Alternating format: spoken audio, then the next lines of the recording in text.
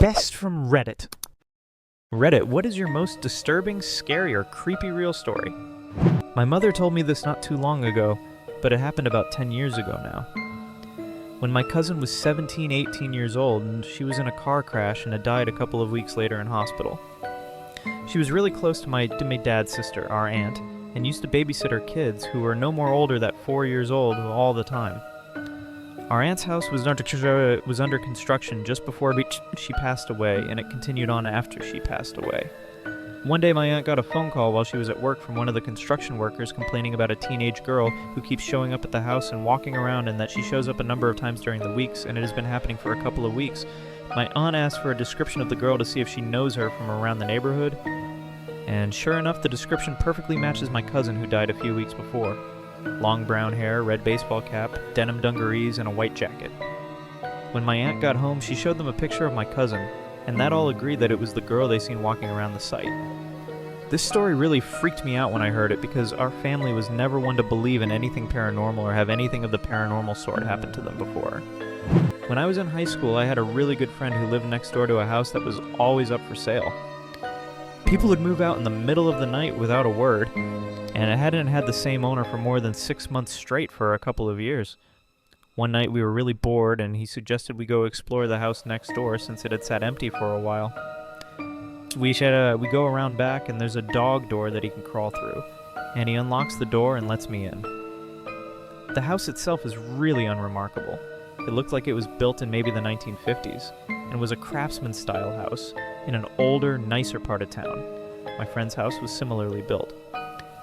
The kitchen had a really nice built-in breakfast table set against a picture window. The house's electricity was off, but you could see the street light through the window. My friend and I sit down on the floor across from this table and are just hanging out, talking. Why? Who knows? All of a sudden my friend screams, and in that instant my vision goes black. But it wasn't that I just couldn't see. My body was engulfed in the sickly coldness from head to toe. I start screaming, and I feel my friend's hand grabbing mine and pulling me in some direction forcefully. My vision slowly comes back, and I start to warm up when I realize that we're outside under the street light. It was December, and should have been much warmer inside of that house. Finally, I look at my friend, and he looks scared. I'm really confused and kind of panicked myself, and finally ask him what happened. He says that as I was talking, a black thing, this figure that was all black and only had the vague shape of a girl, crawled out from under the table and sat on top of me. Apparently I started groping around with my eyes wide open like I couldn't see, and he was so freaked out he pulled me out of the house. We're still friends and we bring it up every now and then, but the story itself never changes, and it still sends chills down my spine. To this day I've never felt such blackness or coldness in my life. It was palpable, almost sticky. For a couple of days afterward, I couldn't shake this unsettling feeling, and I could never walk past that house again. Ugh, I'm scared to get out of bed now. Every time I stay at my grandma's house, I hear someone walking upstairs. It starts at one side of the room, casually walks to the other, and stops. This will happen maybe twice a night. I didn't start hearing it until I was about 14. When my grandparents made me start sleeping in a different room on the first floor, because they started sleeping in separate bedrooms, blah blah blah blah. Regardless, both of their rooms are also on the first floor. For a little backstory, I have always been afraid of the upstairs at their house. I don't know why, but it's always freaked me out, and I refuse to ever go up there alone. I'm 23 now, still won't go up alone. There's one room specifically, though. It's a long, narrow bedroom. When you open the door, there are closets on your left and right, a bed placed roughly in the middle of the room, and a window on the far side opposite the door. I was told growing up by my grandparents that the sons of the previous owner claimed to see a gorilla come out of the closet at night, dance around the room, and go back into the closet. I thought nothing of this story until I had to start sleeping in the other room, the room located directly below the scary room upstairs. So we all go to bed. All the lights in the house are off, and I'm still awake, lying on the bed. Then I heard it. Thump, thump, thump, starting at one end of the room upstairs. It got closer to me, passed right above me, and continued to the end of the room, where it stopped. I'm wide awake, terrified out of my mind. It was no question to me that I had heard footsteps. I knew that slow, casual pace. I was freaked out and went to my grandpa's room. I told him what I heard. He told me that the house is old and it creaks. But he turned the dining room light on for me, so I felt a little safer. I tried going back to sleep. Then it started again, this time from where it ended the first time. By the window upstairs. It walks over me again and stops when it reached the door. I thought it was over until 5 seconds later when I heard it coming down the stairs. 1, 2, 3, 4, 5. Silence as it reached the landing, then 6, 7, 8, 9, 10. And silence again as it reached the first floor. I was frozen in shock. Whatever it was on my floor of the house and sadly unaffected by the dining room light. I was staring at the doorway to my room. The dining room light was shining in and my vision began to distort. I felt dizzy with fear, so I pulled the blankets over my head and suddenly heard a scratching sound from inside my room.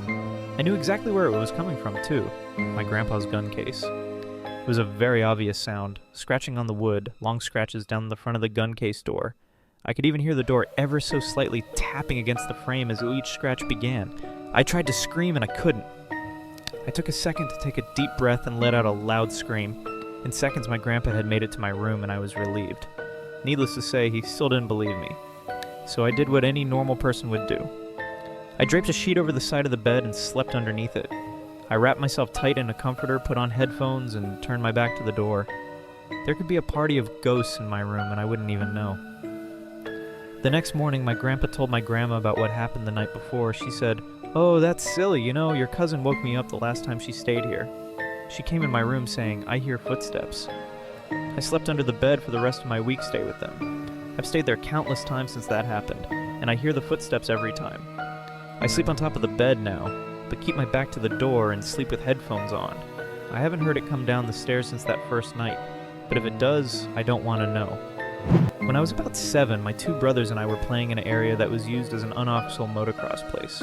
We decided to dig a tunnel for some reason, being the extra smart guys we were. It took a few hours to dig about 6 feet in and 2 feet high. I was right up at the face when suddenly the tunnel collapsed. It was all dirt with no supports. My world went instantly black and hot. By hot, I mean furnace hot. I couldn't move a muscle from the weight of the soil completely enclosing me. I started to really panic, as you do. Everything started turning red, which I guess was blood being forced into my head. Every breath was getting harder as the soil constrained me more and more. Even though my hands were near my face, I couldn't move my arms to clear the dirt around my head, and also started breathing in dirt, which made me cough, which made me contract my stomach, and then I couldn't draw breath at all. This isn't what made me panic, though. The total darkness turning red with the incredible heat made my young mind think I was going to hell. I don't know how long I was buried for, but it seemed like an eternity. Suddenly I felt something grab one of my feet. My brothers had been frantically digging through the collapse to pull me out and managed to reach me and then pull me out. And we never told my parents. I just went home and got hosed down. TLDR, got buried alive and pissed myself. When we first moved into the house I grew up in, I used to hear things calling my name from the opposite end of the house. Like, I would be in my room playing with Legos or something, and I would hear my dad call my name from his room. So I'd go to my parents' bedroom and ask them what they wanted, and they'd always tell me that they never called my name. Being a little kid, I honestly started to think that they were playing a joke on me, because this happened about once every couple of days. Well, one night it happened and I went to ask them what they wanted, like always. But right as I stepped into their room, I heard my mom's voice calling for me from the living room, which is all the way on the other side of the house. It was at that exact point that I knew no one was tricking me, because I was looking at both of my parents sitting in front of me. I kinda kept this to myself until my brother was diagnosed with partial narcolepsy. One of the symptoms of narcolepsy is apparently oral hallucinations, so I thought maybe I had it too. Went and got myself checked, completely fine. So I have no idea what was calling my name all those years, and I still hear it at night whenever I come visit and stay over. Okay, this is 100% true. I'm 23 now, and this happened about 10 years ago, so I was probably 13 or 14. Anyway, I used to skateboard all the time with my friends Tim and Brandon. One day we got done skating and we decided to go to 7-Eleven to get some food/drinks before we went home. Remember, I was only 13, 14, so we weren't driving. We had skated to the 7-Eleven and were planning on skating home and walking back home. Anyway, we buy our drinks and we left the store. We walked to the parking lot's exit and prepared to cross the highway. It's not a bust highway, since it's a small town. While we waited for the traffic light to turn red so that we could cross, I looked behind me at the 7-Eleven gas pumps. I noticed a 40, 50-year-old man pumping gas into his white truck. He stared at me, and before I knew it, he dropped the gas pump and jumped into his truck. He slammed on the gas and sped straight at my friends and I. He missed us, but he grazed my arm and knocked my skateboard out of my hand. My friend Brandon screamed, "WTF, you fucking dick!" as the man peeled out and sped into the parking lot next to 7-Eleven. I swear to God, he drove through a ditch, which was between 7-Eleven's parking lot and the parking lot he was in, and tried to run us over again. This is where it got bad. The three of us started running at full speed, across the highway and toward the local library, which is like 2 to 3 blocks from 7-Eleven. When we were about half a block away, I looked back and saw the maniac speeding toward us, full of rage. Brandon and Tim ran up to the library doors and I ran towards the woods. It was Sunday, so I knew the library was closed and there was a trail in the woods which led to my backyard. Meanwhile, this maniac peeled into the parking lot and hopped out of his truck. I looked behind me before escaping into the woods and saw him grab either a shotgun or a crowbar. I was pretty far away at this point and I was freaking out, so my vision wasn't great from the bed of his truck. I ran all the way home. When I got to my street, my neighbor, Tim's dad, told me to get in his car because we had to go to the video store, which is where Tim's mom worked. When I got there, I found Tim and Brandon. They ran to the video store after realizing that the library was closed, and 3 cops. A minute later, my mom came in, crying her eyes out because Brandon and Tim told her they didn't know if I lived or not. Everyone had thought that I was captured. Tim told me that he saw the guy running after me into the woods, which is scary because I thought the maniac was chasing them, not me. Anyway, he was never caught, and I spent the next 5 years worrying about every white truck I saw. Edit. I forgot the most scary part. My town is small, but it's not empty. There were plenty of people around while this was going on. I felt so helpless running for my life, while there were at least 100 people around not doing a thing about it. Also, to be clear, we didn't provoke this man at all. He tried to hit us for no reason, and that's creepy. Brandon called him a dick, but that was after he tried to run us over. We were good kids trying to walk home, and we almost got seriously hurt because of it.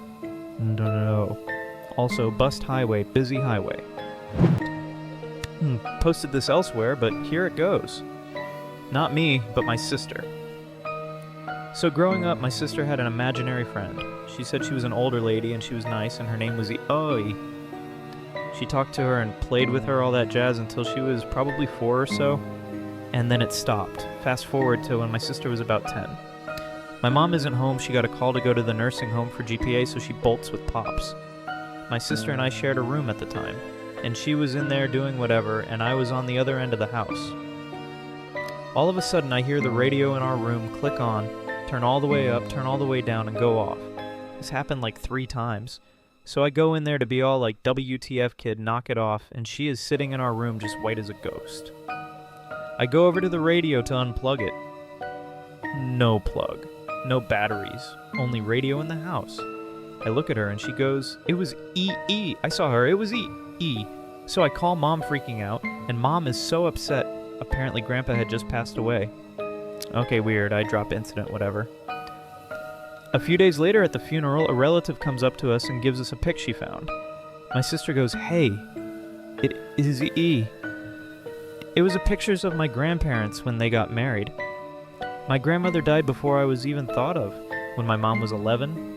We live in the home my mom grew up in. We have no pictures of her at all, as my step-grandmother got rid of them all when she moved into the house a few years after mom's death. I may have posted this before, but I don't remember. I was in high school doing homework at the dining room table. From there, I could see the front door. Our front door at the time had a 2-sided-ish pane of glass in it, with a lace curtain over it. I remember hearing a noise, like somebody was on the porch. It was probably 9 p.m. or so. It was very dark outside, and the porch light wasn't on. As I'm watching the front door, I can see the screen door opening. It stands open for a minute or so, and there's nobody there. Or they were dressed all in black. I'm frozen, waiting to see what happens next. The screen door just slowly closes. If someone was there, they didn't just let it go. Someone was closing it carefully so that it wouldn't make noise. After that, I don't remember if I heard footsteps, like maybe they saw me watching them and decided to quietly get out of there. I woke up. Clock says 3:34 a.m. I'm 17 and in my bedroom. It's pitch black, but I hear some rattling downstairs. Terrified, I quietly tiptoe to my parents' room. Weird, it's empty. Where are my parents at 3:34 a.m.? Go upstairs to my brother's room. He's usually awake all night, but while the light is on, no one is in the room, so I guess whatever those noises are downstairs, it must be them. Why are they awake? Maybe someone died? I go downstairs. In the middle of my living room is what looks like two men stealing our TV. No one else is in sight. I run upstairs as quietly as possible, shut and lock my door. Suddenly there's banging on the door. I wake up. It was a dream and the relief washes over me. I look over at the clock. Weird coincidence. It's 3:34 a.m. I'm shaking, but decide to go downstairs to prove to myself that everything's fine. I go downstairs. The two men are in my kitchen, screaming at my parents and brother. I run upstairs to my bedroom and lock the door. 10 seconds later, I hear banging. I woke up. It's 3:34 a.m. This time, I had actually woken up, and I don't manage to fall back asleep for about 36 hours. Edit. Lots of responses about lucid dreaming here. I spent most of my teens and early 20s as a lucid dreamer, discovering the techniques after a childhood plagued by very frightening sleep paralysis. I found a message board back in 1998 where I learned to at least have fun with it. The above story wasn't a sleep paralysis experience, but it was typical of the kinds of nightmares I used to have. Weirdly enough, I rarely have nested dreams anymore and haven't had a successful attempt at lucid dreaming in a few years. My guess is that it has something to do with hormones. I lived in a bizarre little house as a child. It was incredibly tall and thin, like an attached house except freestanding, with 3 floors, a basement, and an attic. It was full of quirks such as 2 fully functional fireplaces, a shower stall in the center of the basement, a backyard so small that you could not take 5 paces without hitting the fence, and an old-timey rope-pulled dumbwaiter that led from the kitchen to my bedroom. I loved that weird little place, but unfortunately it was incredibly old, and half of its charm was the fact that it seemed to have been designed by an inarticulate conclave of lunatics, and eventually the repair costs exceeded what my parents were willing to sink into it, and we had to move. Preparing for the move was a chore. I packed most of my stuff myself, and I had taken to throwing stuff down the dumbwaiter and shoving all my clothes so thickly in my closet that they became a single solid brick of fabric. While clearing that closet out, in fact, I came across a feature I hadn't noticed before. An attic entrance in the roof. Being an adventurous kid, I opened her up, stood on the closed brick, and began my first and last exploration into the topmost part of our weird little house. The first thing I noticed was that it wasn't as dark as it should have been. The place was strung with old red Christmas lights, which still burned with leftover incandescence, and a dozen little cracks and holes peeped down into all the bedrooms below. The second thing I noticed was that the place was set up for habitation. The insulation was plasticed away. There was an old gurney piled with sleeping bags and sheets, and a rusted mint green refrigerator which still worked when I tested it. The third thing was the bones. There were a lot of bones. I was a kid at the time with a limited understanding of anatomy, but there were bones of all types heaped into a series of piles around the center of the attic. Small and large, clean and white, from every and any imaginable sort of creature, haphazardly stacked in a half-dozen osseous clumps. 2 of them were blackened, as if someone had tried to burn them, and the walls nearest those blackened piles were scrawled in dark bone char messages. Mostly they were just smears, but the word sorry appeared more than once. That room had been sitting over my head for 8 years while I slept. So, my uncle used to work a lot when I was younger. He's done a lot of different things to make money, but one consistent thing is that in the summer months and into late fall he paints houses. It's a legitimate business and everything. He's got a truck with a number and a name and supplies in the back, the works. Every now and then he would call my dad when he needed a little extra help, and I'd work for him. No big deal, really, it's just painting houses. What could possibly go wrong? Well, it takes a while to paint a whole house. If the weather conditions aren't right, then you can't paint. One particular fall was extremely wet. It rained what felt like every single day. My uncle would paint multiple houses at a time, so sometimes he would get caught up due to situations like these, and I'd work a little more than usual. That was fine by me, though. The job wasn't hard, and it paid well. Anyway, it was a warm day for late fall, but there was still a distinct chill in the air, one that kind of penetrated through you and stung your soul. My uncle had this job he had to finish. It was an old Victorian house in a quiet part of town. A lady and her husband, who was an author, lived there. Due to the weather, it had taken longer than expected to paint the house, and there were family issues going on at the time, which further complicated things. So, my uncle gets a call one day from the lady who lives at the house. She says that her husband is trying to write his next book, but he keeps getting distracted by the scaffolding outside the house, so she wanted to know if we could come over and finish the job as soon as possible. My uncle was always an honest businessman. They had contracted him to do the job in mid-summer, but he had lots of jobs that summer. and the wet conditions I mentioned above made it difficult to finish anything. However, these people were insistent but really polite, and not wanting to lose customers or get a bad recommendation, my uncle decided to put the house as a high priority. After all, it would only take a day or two to finish. So we show up to this house mid-afternoon.